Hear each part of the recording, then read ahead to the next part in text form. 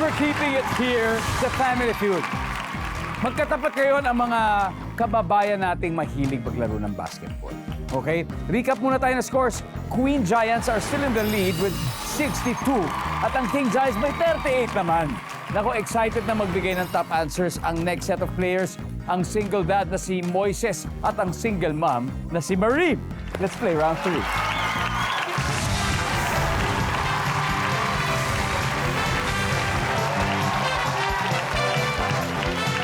Let's go, let's go.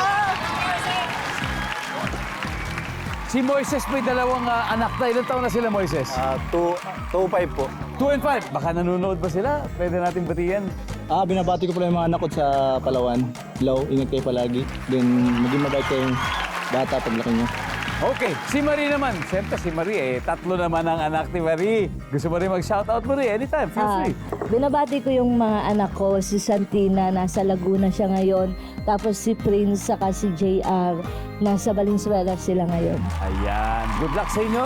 Double points round na ito. Top 7 answers are on the board.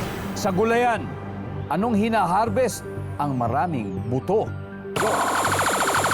Marie. Ang palaya. Ay, kumakain ka ng palaya. Nandiyan ba ang palaya? Top answer ang palaya. Marie, pass or play? Play.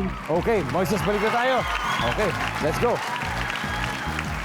So sa gulayan, anong hina-harvest ang maraming buto o anong gulay ang maraming buto? Okra? Okra. Diba? Nandiyan ba ang okra? Whoop! Bakit wala okra? Arar. Ano kaya ang gulay ang maraming buto? Kamatis? Kamatis. Ha? Nandiyan ba si Kamatis?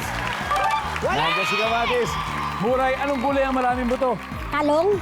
Talong. Ha? Nandiyan ba maraming maliit na buto? Talong. Whoop. Marie? Sitaw. Sitaw. Nandiyan ba sitaw? Meron. Pearl, nagluluto ka ba, Pearl? Apo. Gulay na maraming buto. Ano? Kalabasa? Kalabasa. Nandiyan ba si kalabasa? Yes. Ba, dalawa na lang, Arar. Ano kaya gulay na maraming buto?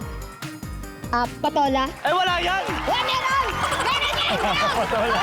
Wala yan! Wala yan! Wala yan! Survey says? Wala. O, pwede na kayo mag-usap-usap. Muray, kailangan makuha natin to. Gulay na maraming buto. Bataw? Bataw. Sitaw, bataw, patani. Nandiyan ba ang bataw? Wala rin. Ano? Wala. Ito, seryoso talaga nag-uusap-usap. Mukhang makukuha na nila to. Eric, ano kaya? Bigyan mo akong gulay na maraming buto. Upo. Moises? Meron din? Meron din po. Upo rin, Teddy? Upo rin po. Darts! Ano? Sa gulayan, hina-harvest na maraming buto. Ano kaya to? Sili, sir, sili. Sili. Opo. Marami nga yun. Marami nga yung buto. Ang tanong, nandyan kaya sa survey yan? Tingnan natin. Nandyan ba ang sili? Andiyan yan. Wala yan! Wala! Abangan natin sa pagbabalik ng Family Feud. Nagbabalik po ang Family Feud. Kanina, bago tayo nag-break, tinanong natin ang King Giants. Sa gulayan, anong hina-harvest na maraming buto? Ang sabi nila, sili. Pag tama sagot nila, lalamang na sila dito sa King Giants. Kung hindi, nako, lalaki lamang nila. Tignan natin, nandyan ba ang sili?